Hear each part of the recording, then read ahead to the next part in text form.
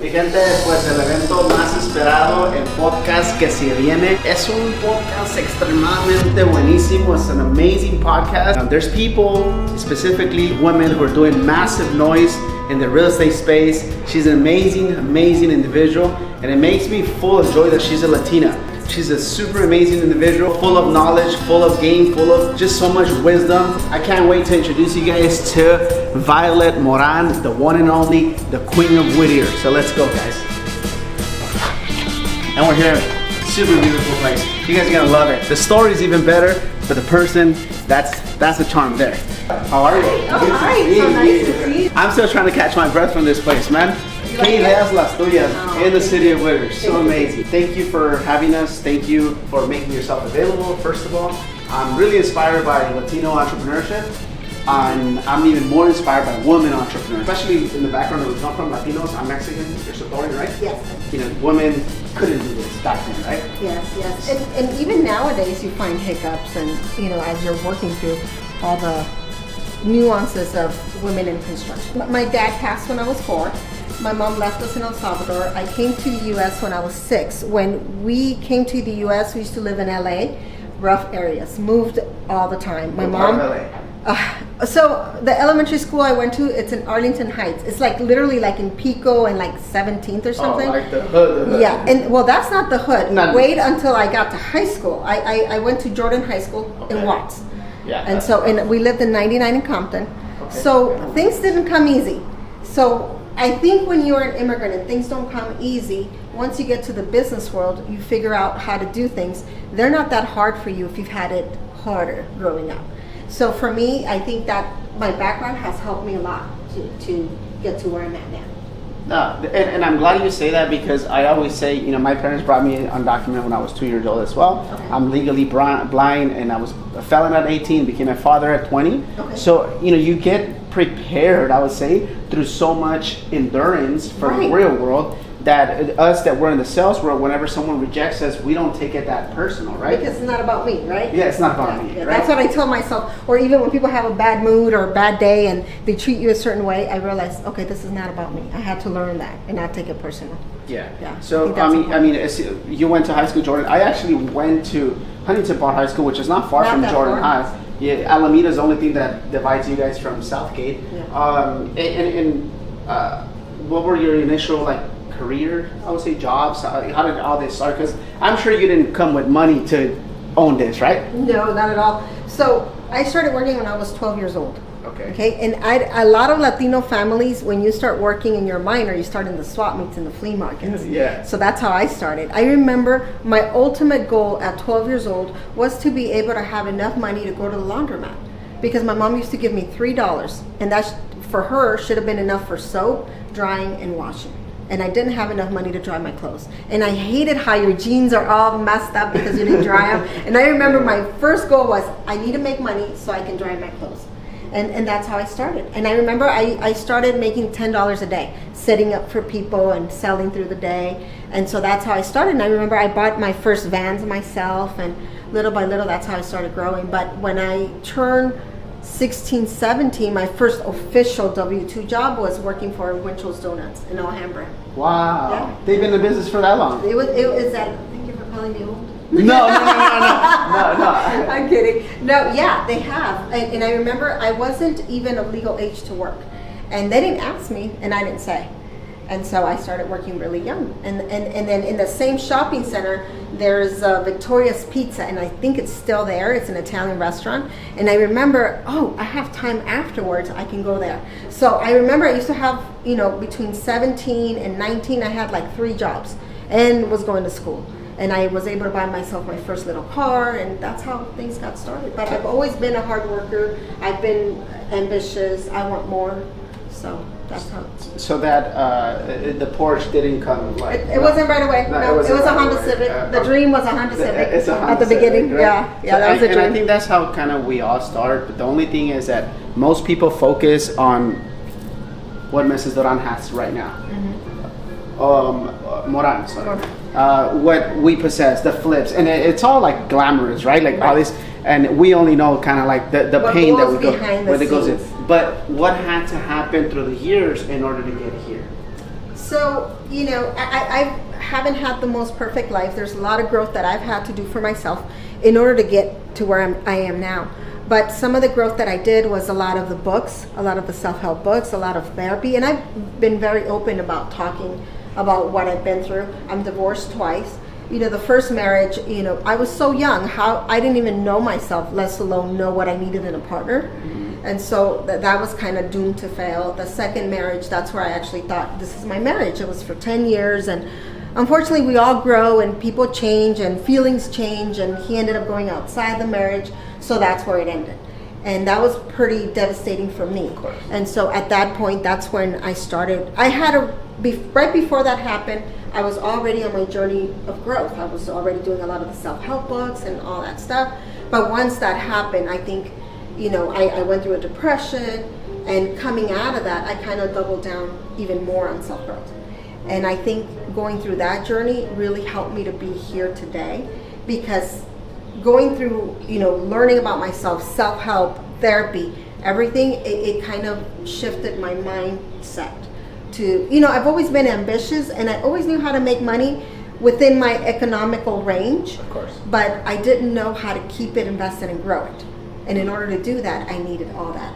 Yeah. So, and I'm glad you tap on that, because there's a lot of divorces, single mothers nowadays, and they feel so judged because they couldn't keep their marriage or it didn't work out, and it feels like they're hiding under a shadow. And I'm glad we're having this conversation today, because although it's called Puros Huevos, it is A Puros Ovarios today. Okay, it's just all resiliency. It's just all being hard work.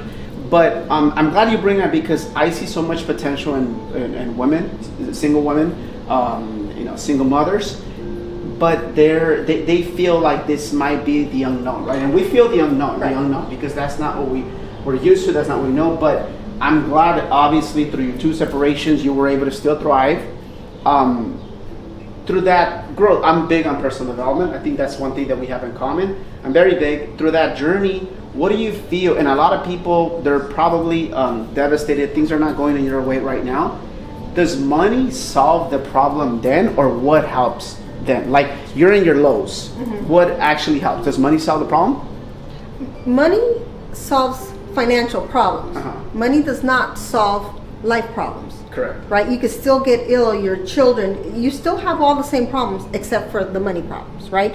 Or sometimes when you do have money and you're investing it, you still have money problems, but they're just bigger. They're just bigger. They're just bigger. So it's not that. And mind you, I am so imperfect, and whatever anybody else feels, I have felt it. After my divorce, I went through a stage where, subconsciously, I kept telling myself, I'm not going to be successful anymore because I don't have my partner to back me up. And it was, of course, a subconscious thought. When I realized that that's what I was telling myself, it changed. Because I started doing this before that person. And so once I got separated, it hit my self-esteem so hard that I felt that I wasn't going to be able to thrive anymore.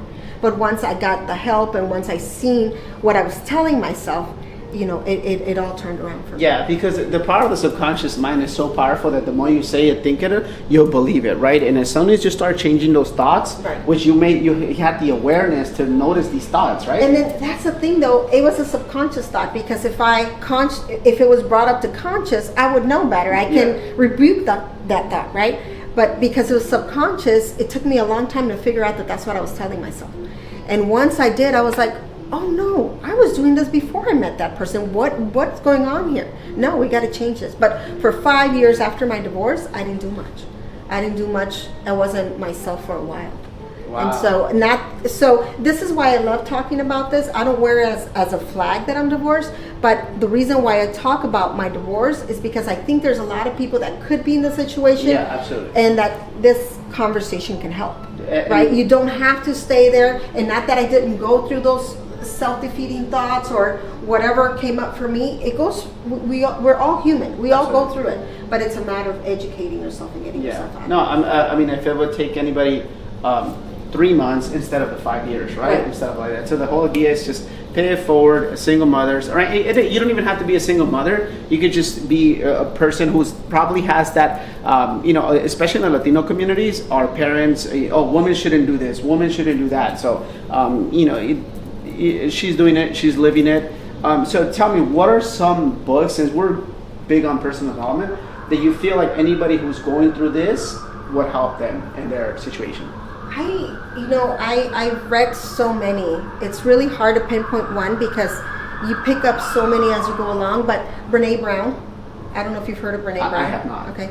Brene Brown is incredible, and she talks about vulnerability. Okay. Having to grow up in a home where we used to move a lot, I always was looked at, and I was the one that had the corporate jobs really young. So in my family circle, I was always looked at the stronger one, the this, the that. And so I was never vulnerable enough to tell people I need help, or I need this, or I need that. And so I've had to work on my vulnerability, which I think I'm doing great now.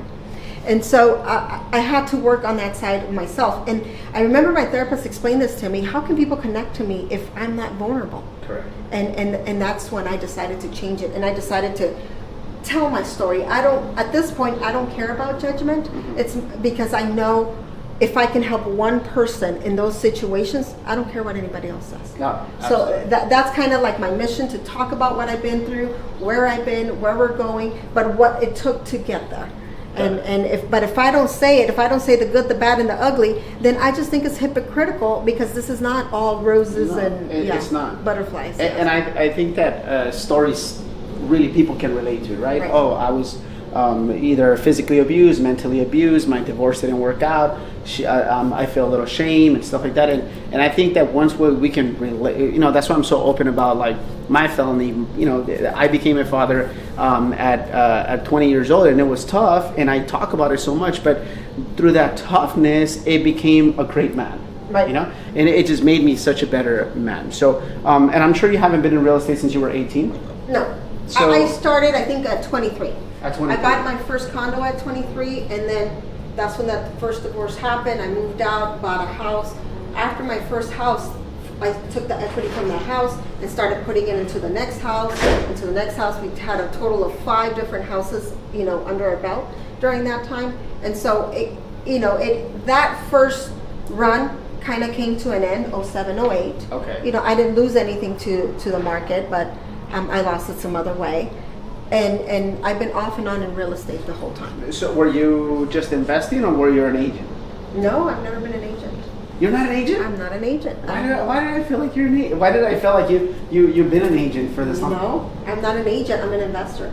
As an investor, I don't want to be an agent. That's right. Yeah. So I always believe, especially the agents that are listening and watching this, it's so hard sometimes, because your belief, did you guys just see the conviction that she said it? Oh, I'm an investor, and that's it. And sometimes when we've been programmed so much for that we're an agent, we have a hard time, especially if we've never bought my parents have never bought a house before, so it was so hard to process. I used to go to meetups. I did it for like a year and a half, and they forced you to say, oh, my name is Yoni Rios, and I'm an investor from Huntington Park, because that's where I'm from, right? And I said it so much that I started to believe it. And a lot of times, and when you go in front of a seller, people that are doing direct to seller marketing, no, I am the buyer, or I work with the firm that purchased properties. But it's the conviction. Did you guys hear that? I hope you guys caught that, because that's what we do in our role playing. It's just the conviction. Yeah. And when I started doing my videos for social media, I remember my videographer used to tell me, "Well, tell us about what you do," and I was so shy about saying I'm an investor. Or I was so shy about, I felt like I was boasting. Mm-hmm. I wanted to dim it down. Mm-hmm. I don't know why. But now it's like, no, I'm an investor. No. I don't want to be a real estate agent. It's not, if you're an investor, you realize that there's some fiduciary duties that you have as being a licensed real estate agent. And for me personally, I don't want the commissions. I want the whole. You want the whole pie. I want the whole pie. So, she was, as we got here, she mentioned that purchased this property for how much? This one, we purchased it for $1,050,000, and we've probably put about $700,000-800,000 into this building. so Okay. far. And what's the future ARV? What do you projected as soon as you finish everything? I think it's about 2.6. Or 2.6. So 2.6 ARV. I don't want to do math here because I'll be like counting my fingers, but that's some substantial amount of equity there, right? Yes. And obviously you're buying into the area too, right? Right. Pretty sure you're inspired by Whittier, or do you live here in Whittier? I live here in Whittier. Okay. And so a lot of our investments that we do are in Palm Springs and in the desert, but I've lived in Whittier for the last 14 years, and it just dawned on me one day, it's like, why am I not investing in our city? So this is why I decided to invest here in Palm Springs. So for you guys that are going to be watching this, obviously it's going to be a spa, right? Yes. It's going to be a downstairs full spa. experience, like you're in Palm Springs, but you're in actually Whittier. And it's really the whole experience. I don't want to just say something that is not, because you really got to come here. As it is, the project is not completed yet, and I'm blown away. I'm legit blown away. And it's so inspired that a woman, a Latina, is doing it in the city of Whittier, because what how they say, that Whittier where the girls stay pretty, right? Ooh, yeah, that's the saying in Whittier. You are the average of the 5 people you surround yourself with. What does Dan Pena say? You walk with the cripples, you know how to limp. So, Right. So, what is your circle of influence? How did that impact your life? Talk to me a little bit about mentors. Did anyone influence in your development and in your career? Yes. So I managed Car Cash, a company in LA, and with Car Cash, Ree Brightman was the owner, and he has been amazing in my life as a mentor when he didn't even know that he was mentoring me, because I managed his companies, and the way he made decisions, he used to explain to me why he was making certain decisions, and he didn't realize it, and I didn't realize it then either. He was educating me, and being my mentor in how he did business. So he's top influential person in my life. And then after that, it was more of the books, the all the people around our circles, the Ed Milet's, all the influencers in that area. Those were basically my. Yeah. Why do I bring this up? Because a lot of the times the people that know this information, the good information, they're eager to let it go. Like if someone 21 years old, she probably just went through a separation, she has a baby, let's just say, wouldn't you be like so driven to help her if she's giving you like that she shows you that she really wants you? Like, so these people that have the knowledge, that know the steps, if you show them, if you bring them value, they're gonna pour into you. The only reason why people don't do that is because they don't ask the questions. Right. They automatically sell themselves in their own thoughts that, oh no, she's not gonna guide me. Like, what is she gonna influence? Like, how is she gonna take time to meet with someone like me, right? Well, it's interesting that you say that, because we just had this conversation with Felicia Ford. She was one of the speakers at WealthCon, and through my social media, I get a lot of women that want me to coach them, and I do take maybe 2 or 3 appointments a week. I never have charged for any of this because I want to be able to give back and and see what I can do in that area. But I do notice that once you coach them, it doesn't fruition to anything after that. And so in the conversation with Felicia, I get a lot of people asking me, do you coach? Do you have a mentoring program? And I don't. And I told her, I said, I just feel like everybody's doing it. And she asked me, she said, well, are a lot of women doing it? A lot of Latino women are doing it. That's your avatar. So you're attracting these people organically. How can you not attract them when you're actually putting it out there? So that's something that we're also considering in the near future. So I do believe coaching is something that people would do. At the same time, you provide value. Let's just say I'm a single woman, right? And I got into wholesaling, and I bring you a lucrative deal that you're probably going to make a little bit of money, or a good amount of money, and I'm going to get a wholesale fee, because I brought some value to you, which you coach me throughout. Of course, right? So it's all about giving value, people. Value. And the thing is that you're already doing it. Correct. You're already doing it. So it's just the planting more seeds into you to go to the next level. The hard part is going from not doing it to starting something. Exactly. That's the part that I feel that there's a lot of people need that. Yeah, a lot of people fall off, and usually it's because we chase an exciting object, or we get lured into like stuff like this, but it's really who you become in this journey, right? I'm very, very inspired by My Miracle Morning, which I call, which you probably Is that the book that you guys read every day? single day. Is that what it's called? So the Miracle Morning comes from El Harold, which is a guy who beat cancer.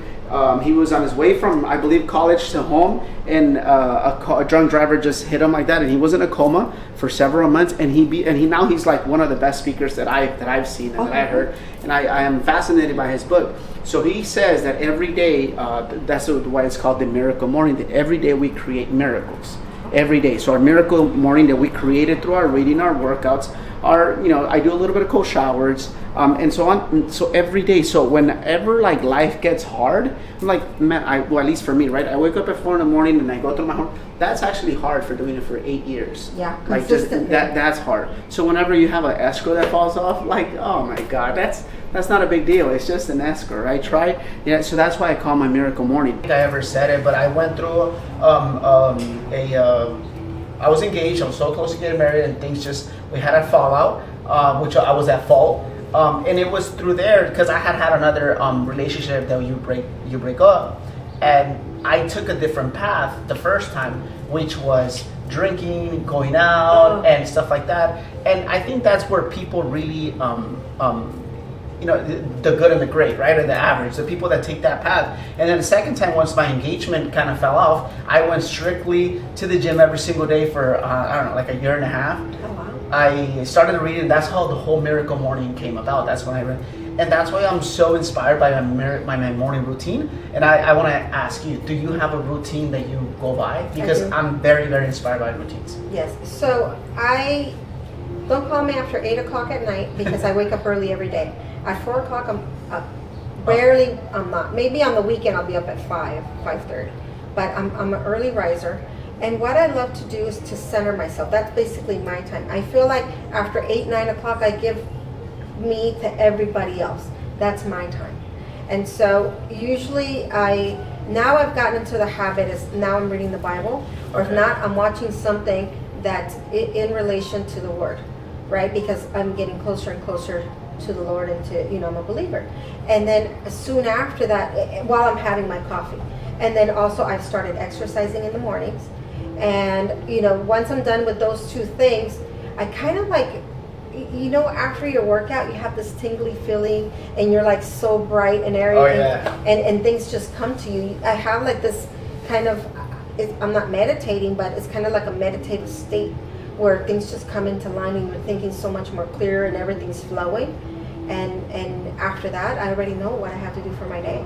Yeah. So I really believe that having time for yourself is super important.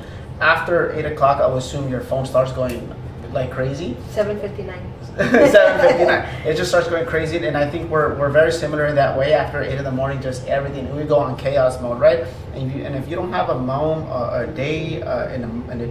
in the day to just ground yourself and be in a state of gratitude, to me is gratitude is a secret to a great attitude. And that's why I do my part of my miracle morning is journaling. So I've been journaling every single day. Oh wow! For 8 years, I probably missed like 8 times. 8 days, just Monday through Sunday, every single day. So I manifest everything. I believe that everything comes to me effortlessly, and just and you get in that state, right? And the reason, obviously, because we believe to transfer ourselves in that state. So, my goal is to, let's just say, earn $10 million, right? So I behave like it, I feel like it. So I know by default in a few years I'll be there, right? Because you already transported yourself. But you can't do this through the noise. If you're just, people in sales, people in regular W-2 jobs, there's just so noise. And I did at one point just roll out of bed and take a shower and go to work. Sometimes hungover and then go to work, right? I think we all been there, and that's why I'm so open about it, because that's what people relate. Like, oh, I can change. Right. I can change. In my family, everyone drinks. Okay. Everyone, we're typical Mexicans, right? We eat tacos, we eat everything. So, but it takes one person to change that trajectory. It changes one person, and I'm glad it's changed. And you're going to impact, and you're already impacting more women than you can imagine. So I would just encourage, keep sharing your story. Your story touched me, and I'm pretty sure your story has touched thousands of people. If you can I wouldn't say relive, but what are some things that you would do different? Because I make a ton of mistakes, and there's some things, I don't think I'll change everything in my life, but I would have made certain decisions different, because everything was obviously the cause and effect. The cause was a certain mistakes, and I grew better. But there were some times that I didn't. There were some times that I kept going into the same mistake or the same temptation. Until you learn. The right? universe somehow keeps pushing you to make the same mistake until you get it. Absolutely. You keep stumbling over the same rock until you grow. Yeah. For me, I think if people ask me all the time what would I change, and I don't think I would change anything, because that learning propelled me to the next level and to the next level, right? But if I could, like, that was a wonderful way to put it, redo some things, I probably, wouldn't have been so trusting in my early years. Mm-hmm. I've had a lot of losses because of that.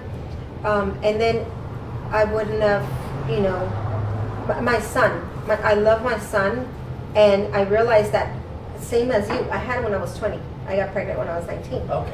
And so at that age, I felt like I didn't even know who I was, let alone be a parent or be a good parent. You do the best you can, but my son and I basically grew up together. I matured with him, right? I wasn't mature to receive him. Versus with my daughter, I had her, 12, 13 years later. I felt that I was more solid in myself and knew who I am. And so she's had kind of like a different upbringing than he did. Of course. Yeah. And so I think those are the things that maybe I would have done a little different. Not to say wouldn't have had my son, but maybe I should have been in an older age and more mature, where I would have known myself and I would have avoided mistakes with him. Yeah, and I think like kids are like the biggest blessing. That's my biggest blessing. Right after my parents, but my son is like, we grew just like you. I learned to be a man with him. Having a responsibility definitely forced me to level up and take investments and stuff like that, because I want a little bit more for him. But I'm sorry to interrupt you, but isn't it so interesting though? I would redo that, but would I?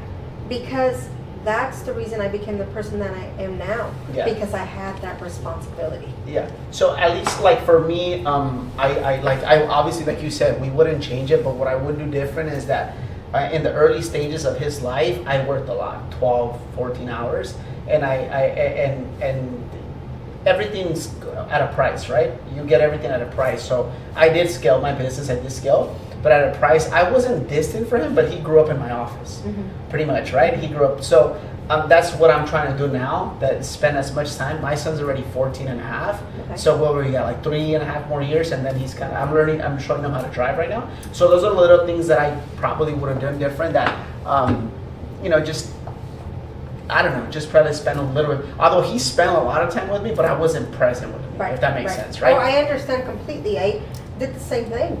And because I was a single mom after the divorce, I had to work for both parents, right? And I had to provide for him. And I provided a home. Our lights were never turned off. He had stability in that sense. But he had friends that had parents that the woman in the relationship didn't work. So he had a lot of friends that their moms were at the games and were there present the whole time. And that just couldn't be me at the time. Mm-hmm. And so I know he's carried that through adulthood that he felt alone, or he felt like I should have been there. And so, I've talked about this before, where at the beginning I used to get defensive because our parents, well, at least my parents, did the same thing. My only parent, my mom, did the same thing. She was out working. And I never took it wrong, because who else was going to provide, right? Yeah. And so with that entitlement, I also used to tell him the same thing. I used to tell him, well, who else is going to provide, right? If it wasn't me, But he felt that I should have been there. And instead of me thinking of me rationalizing providing, I should have just had room to allow him to have his feelings with me. So there's a really good book that I'm reading right now. I forgot her name. She's a doctor, and it's called Good Inside. Mm-hmm. So everyone is good inside. Right. That's what it really talks about, and it talks a lot about that. It's like behavior, like when kids behave bad, or even adults, right? It's just internalizing and not knowing how to channel the emotions. Right. That's it. And as Latinos, well, at least kind of the in my family, right? What else do you want me to do? Well, I'm providing for the family. oh, you don't want this lifestyle, so we get defensive, right? And that was me. I would get defensive, like, who else is there to provide? Why aren't you saying this to the other parent that wasn't there that you talk to now, right? I was the only parent, and so and you're completely right. As Latinos, we're raised that way. Yeah. Children are to be seen, not heard, right? In our culture, and so. I used to justify, and because there was never any bad intention, my intention was to provide. Yeah, right? Yeah. So and that's what, because you were good inside. Like it's such a powerful. It's a very long book, but it's such a powerful book because it just really helps you heal through your own trauma. Because at the same time, you were raising to the best of your abilities, and with the model that you were given, right? With the role model, which was not a bad role model, but that's all we know, right? At least in our family. I was reading, I read a lot about the Stoic philosophy, and they were talking about that not long ago. The teachers used to hit the kids. Oh yeah, with the rulers. With the rulers and stuff like that. Yeah. So definitely, all that carries out because that's what we knew. So like, if our teachers hit us, well, we hit our kids too, right? Which I don't hit my kid, but you get what I'm saying. But it takes someone to really understand your kids and get in their channel to see how do they feel that way. And most of the kids, is the behavior. It's through they want to say, and that's the way they express. Right. My favorite question that I ask all the time, and I ask it on camera, off camera, and to people who I kind of like look up to a lot, right? So what is your mission statement in your life? For my life? That's a good one. Or what's your purpose? Yes. Or what's your mission statement? So for me,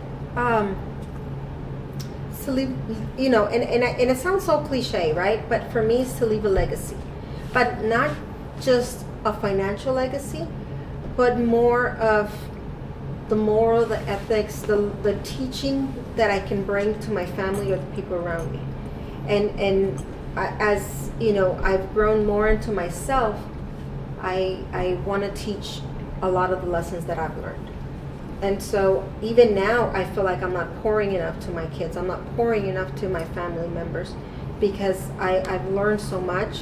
It would be so selfish just to keep it to myself. Correct. So it's a legacy of lessons of family. Even in our own family circle, there's things that run rampant in our family, like anxiety, depression. But our younger generations don't know that. And I think I'm the first one in our family to be very open and talk about it. That you feel, that you're feeling, that's anxiety. And that runs in our family. But this is what you can do about it. But if they don't speak how they feel, you don't know, right? I can have a full room of family members and you don't know what they're going through, even though you see them only once in a while. So I'm always very outspoken about mental health. Wow, and I'm glad you bring that up because I'm pretty inspired. One of our friends committed suicide last year, and it touched us because it was a person that I looked up to investing in real estate. So it's definitely something that you want to be aware. You want to speak out. Everything has a solution. There's no problem that's worth taking your life over it. There really isn't. So and I go to the mission statement because I believe God gave me a gift, and one of those gifts is speaking. Right. In my high school, I was most popular and class loudest, so I was very, very loud since really young. Since young. So and I domesticated myself because I was ashamed of my felony and my background. Okay. So I kind of stay very quiet for a long time. Oh. So now that I feel like no, God gave me, and that's why I say it's part of my mission statement, part of my calling, to inspire other people, to show that there is a way that being Mexican is a gift, being an immigrant is a gift that you have. Having the odds against you is definitely a gift because it fuels you. It gives you extra just strength out of nowhere, right? To do things that regular people wouldn't have done. But at the same time, I want to inspire regular people because this is just a Mexican who grew up in Huntington Park. We came on a 1-bedroom apartment. It was 5 people living there. So it's we're just like them. Like I see myself in a lot of people. So that's why I asked the question of the mission statement. And the mission statement is to inspire more people and mainly kind of like the lower income communities. And it doesn't mean like Caucasians are not in low income, because there's a lot of them in low income communities. So it's just telling them that there is a way that if someone who's legally blind, if someone who's divorced, someone who were you a single mom of one or the two babies? One. But then I had a second divorce after that. It's at different points. If she could do it, anybody else could do it. You're no different, right? I mean, right. Same thing. Latinos, immigrant family. We're a total of 3 sisters. We slept in the same bed. Yeah, we all slept in the same bed, and I love it. To me, there was nothing wrong with that. So even when we go camping, so my fiance is more Americanized, and he's like, well, we have to have room for everybody, and if we rent like an Airbnb, they all have to have their bedrooms. And I remember, I'm like, my nieces and nephews, we used to put blankets on the floors, and we all used to sleep in the living room. Inflatables, whatever it takes. So to me, it's like, okay, but I don't mind it. No, yeah. So I mean, you're a clear example, and I think you're like this channel used to say, Orgullo Hispano, for sure. I think that more, and I really believe that there's women out there who have achieved some success, but they don't really talk about it. Right. Especially, I love that you're open about the bad, but not so pretty, right? The not so pretty. And all this didn't come in, overnight. Right. It took how many years in the making? This building, we're going to be 2 years in September. No, in your career. The career. Oh my goodness. I think 23, so I'm 48 now, so it's maybe about 25 years. So 25 years in the making. Yeah. Was it worth it? Heck yeah. Hell yeah. It's a damn worth it. So yeah, it is. It hasn't come easy, the ups and the downs, and you just have to be resilient, because doesn't mean that it's a straight, narrow way up. It's just like boom, boom, boom. Yeah. And at some points you even question yourself. But I've gone to the points where I question myself. What am I doing? But then I still don't stop. I read this book, The Vivid Vision, one of the best books I read as well, and it talks about I used to do my 10-year goals, then my 5-year goals. And then once I read that book, it changed the perspective. Like, they're so damn far. I don't know if I'm going to make it in 10 years. So I started planning my 3-year goals. Mm-hmm. So because that's still like far, but not too far, right? So where do you see yourself in the next 3 years? Okay, so the next 3 years, I am buying businesses and I'm going to buy businesses and creating businesses. The real estate side of it growing. Okay. And the next 3 years, I see my daughter and my son taking more of a leadership role in what I do in the flipping business.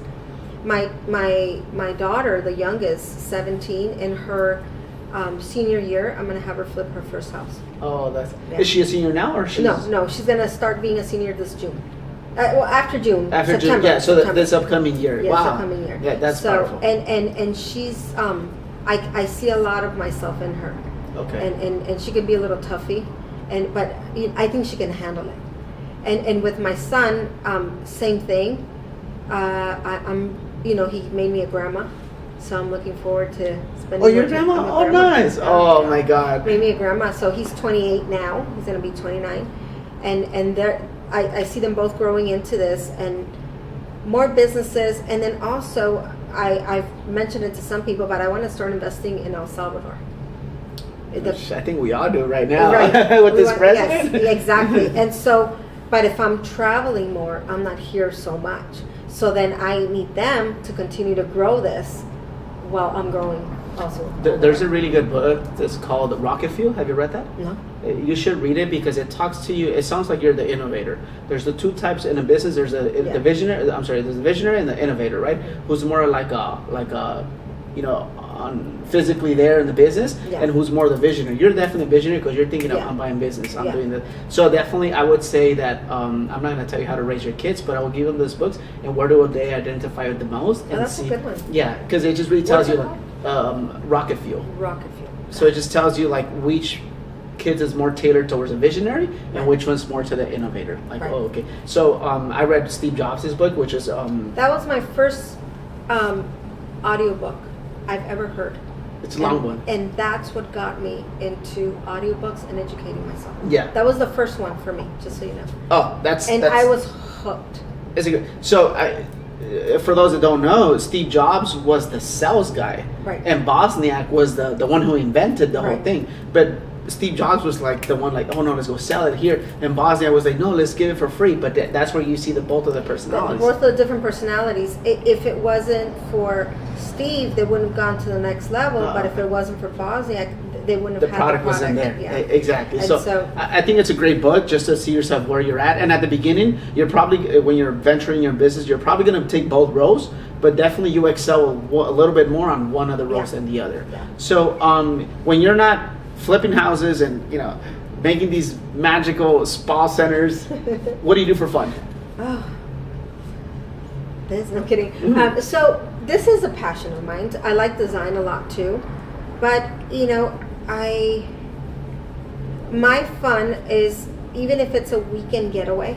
Okay. You know, I love to travel and do things. I haven't done much of that lately because we've been really busy in the growth part, but I'm looking forward to that. That's why I'm envisioning the kids taking more of a leadership role in the business, so I have more time to do that. Okay. And I always say, like, you know, sometimes we work, you know, quite a few hours and stuff, but this is fun, isn't it? Well, I don't feel that. So I don't know how to respond, like, to your question. What do you do for fun? I'm like this, but people might think I'm crazy. But I get excited about it. I who was I telling? Was it this morning? I don't remember. I was telling somebody how I wake up at 3-4 in the morning sometimes, and the spa downstairs, the whole layout, the dressing rooms, the whole thing. It came out of a little sketch that I did at 4 o'clock in the morning. Wow. And I plan to make a little picture out of it and actually put that it somewhere in the cool. spot. Yeah. Because that's how it all came about. You know, I just, you know, of course, Pinterest, you know, getting the inspirations there, but the layout and everything, and how something goes from an idea in your mind to actually physically having it. And that high, I can't get anywhere else. Yeah. For me. And a lot visualization and you inspire. You got to feel it. You got to touch it in your mind. I know how I feel the first day we're going to open that spa. I know that feeling. It's really familiar inside of me. So I think I'm a great manifester because I already have that feeling inside of me. Wow. Yeah.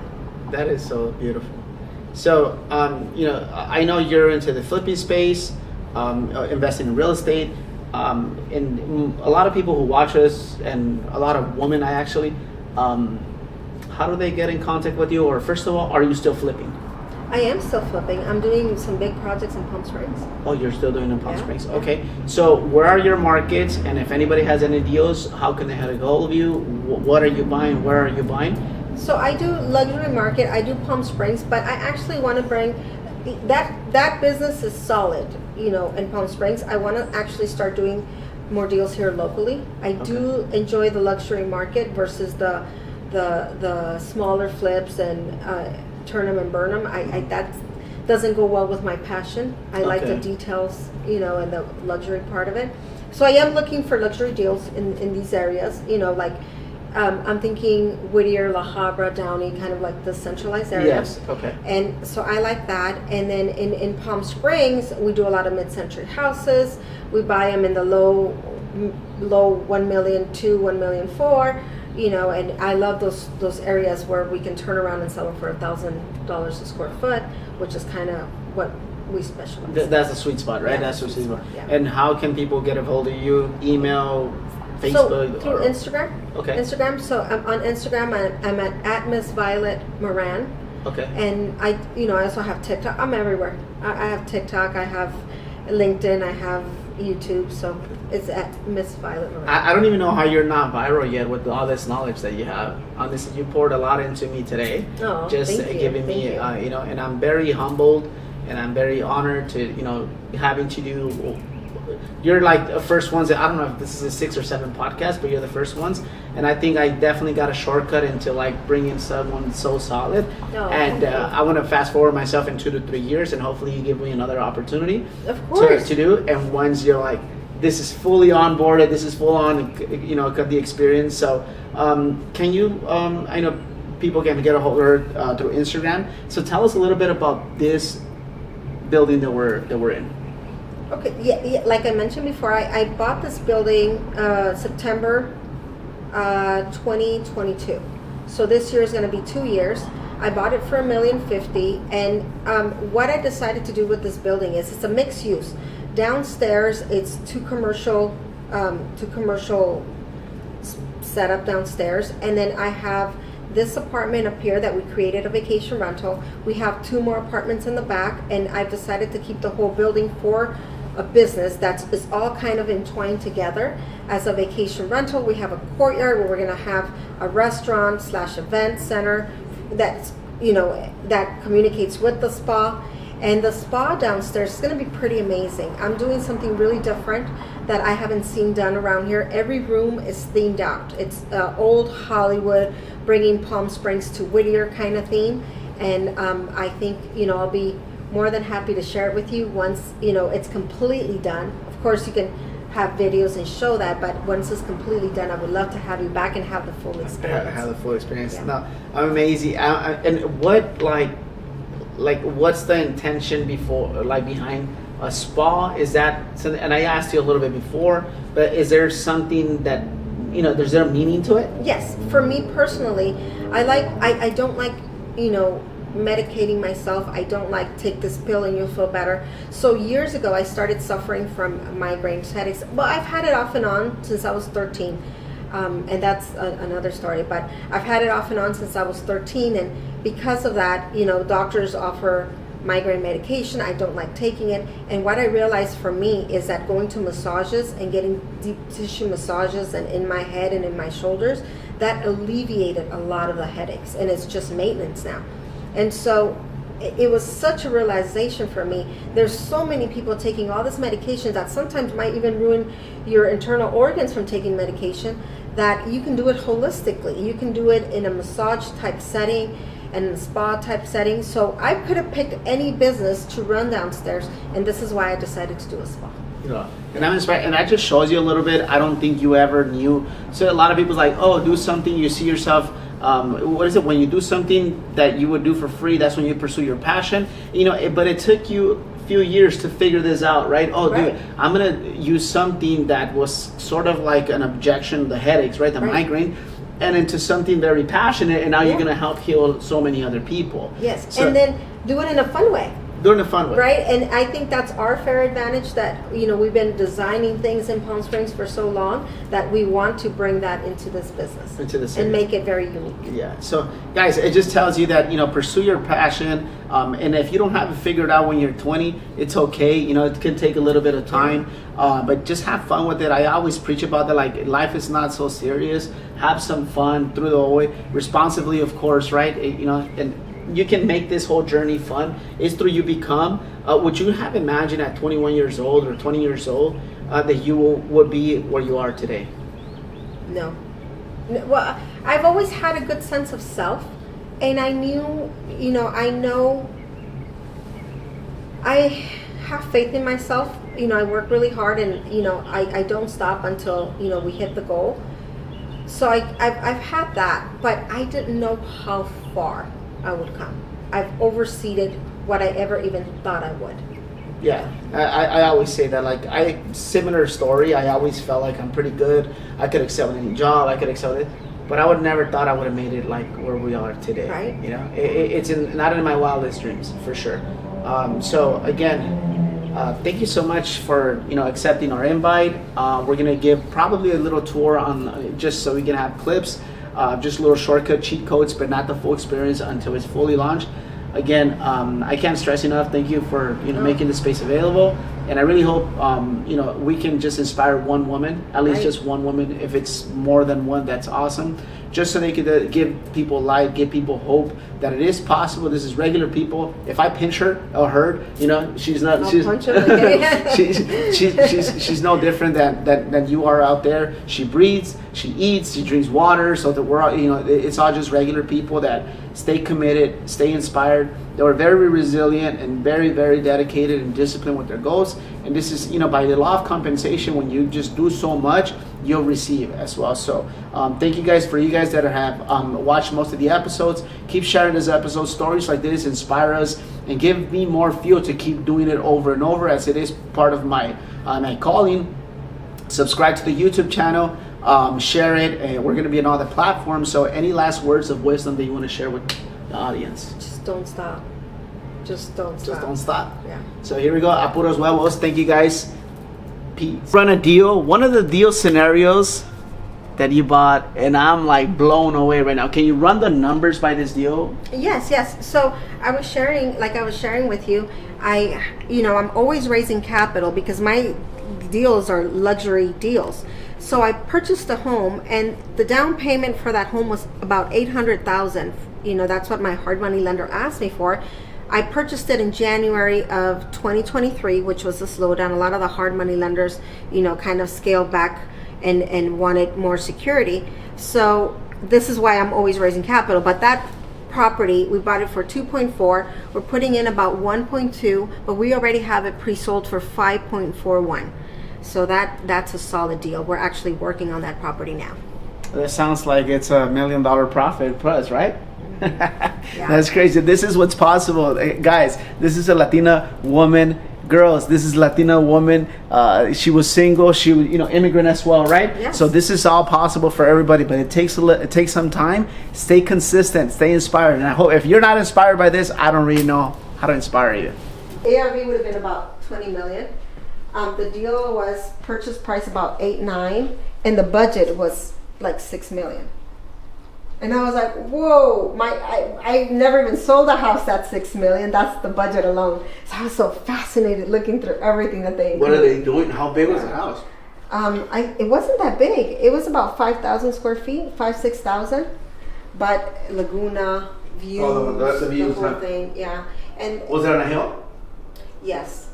And it was on the right side of Laguna, where you actually get uninterrupted views.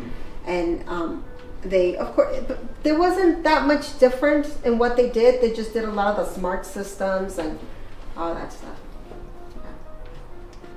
Yeah, but I was looking at it, I'm like, damn, their budget is $6 million. So some flippers that flip smaller houses, when I show them my budget on windows and doors is like $200,000. And that's how you did out there. Right? And they're like, oh my God, that's the whole budget for my flip. That's only my windows and doors. Yeah.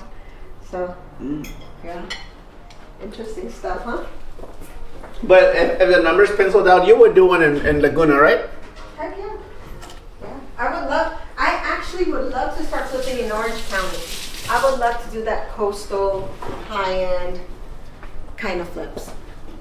Danny's doing his house in Villa Park. Where's that? I don't know. It's like Anaheim, más o menos. Oh, and okay, Orange County. And he did it like from the ground up and everything. And all the permits are so fast over there.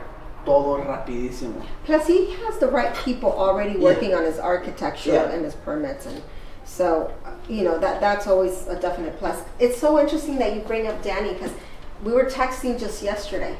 I sent him David Rios has a land for sale in Long Beach, and it's an R3. And I know that he's always looking for lands to build, right? And I seen based on his post that that's what he's looking for. So I connected them both, and he asked me, "How are you doing?" Little small chat, and then I asked him how he was doing. He's like, "Yeah, trying to finish up my house. It's taking me so long," and And I shared with him because the same thing happened to me. Because through the slowdown, I haven't finished my house. I have a house in Friendly Hills, and we're as soon as Michael's done downstairs, then we're sending a crew and starting that project again. And so I reminded him, and this is what I remind myself. I asked him, "Do you know the story about the elephant, the pregnant elephant?" He's like, "No." And I said, "Well, the story goes that there's a pregnant cat, pregnant dog, a mouse, and they're all having babies. And they keep having babies, and they have another litter, and then almost 2 years later, the elephant still hasn't had their baby. And they keep asking him and making fun of him. You're only having one, and it's taking you so long, right?" And I tell him that I remind myself of the story, and it's because we're not making a dog or a cat. We're having an elephant, right? So I remind him how beautiful and big his house is going to be. You're having an elephant. Wow. So, That's nice. and that's what I think for myself. I'm like, it's because some of my friends, with the last run, they got their houses done right before it, right? David. Yeah. Two of my good friends, and they live in their houses, and their houses are pretty. One of them's a Rancho Mirage, and the other one, it's actually, they're both in Rancho Mirage. And they got their houses and they live in them. And I couldn't finish mine right before this. And I was so bummed. And plus, the city hasn't given me the second permit for the outdoors for what I want to do. So I'm still struggling with that. But then I remind myself, okay, this is a 5,000 square foot house on the golf course. Mine's is an elephant, you know? Yeah, so definitely yours is an elephant for sure. So. No, that's a good story. Yeah. And he's like, oh man, that's a good one.